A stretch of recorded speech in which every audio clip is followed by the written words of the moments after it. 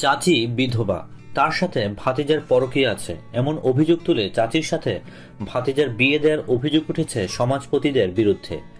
চট্টগ্রামের বাঁশখালী থানার পশ্চিম চাম্বল এলাকায় ঘটেছে এই ঘটনা। এই ঘটনায় ব্যাপক চাঞ্চল্যের সৃষ্টি হয়েছে এলাকায়। এদিকে বিয়ের রাতেই ঘটনার শিকার নুরুল আমিন বাদশা তাদের কাছ থেকে পালিয়ে আত্মগোপনে চলে যায়। এ ব্যাপারে চট্টগ্রামের চিফ মেট্রোপলিটন ম্যাজিস্ট্রেট আদালত ও নগরীর কোতোয়ালি থানায় পৃথক দুটি মামলা করেছেন তিনি। আদালত সূত্রে জানা গেছে, বাঁশখালীর চাম্বল এলাকার কালু সওদাগরের সাথে প্রতিবেশী ভাইপো নুরুল আমিন বাদশার ব্যবসা বাণিজ্য ছিল। এই সুবাদে তাদের পরিবারে আসা যাওয়া ছিল বাদশার।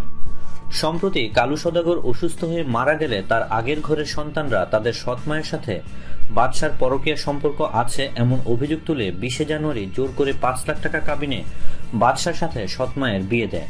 পরে ওই রাতেই বাদশা পালিয়ে পলাতক জীবনযাপন করছেন।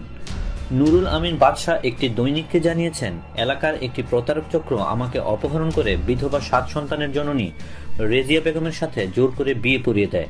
তারা 5 লাখ টাকা চাঁদা দাবি করছে। আমি প্রতিকার চেয়ে 28 মার্চ চট্টগ্রামের চিফ মেট্রোপলিটন ম্যাজিস্ট্রেট আদালতে রেজিয়ার 3 সৎ ছেলে সহ 5 জনকে আসামি করে একটি অভিযোগ করি। আদালত তা তদন্ত করে ব্যবস্থা নিতে বাঁশখালী থানাকে নির্দেশ দিয়েছেন। দেশ বিদেশের নিত্য নতুন খবরাখবর জানতে সাবস্ক্রাইব করে আমাদের সঙ্গে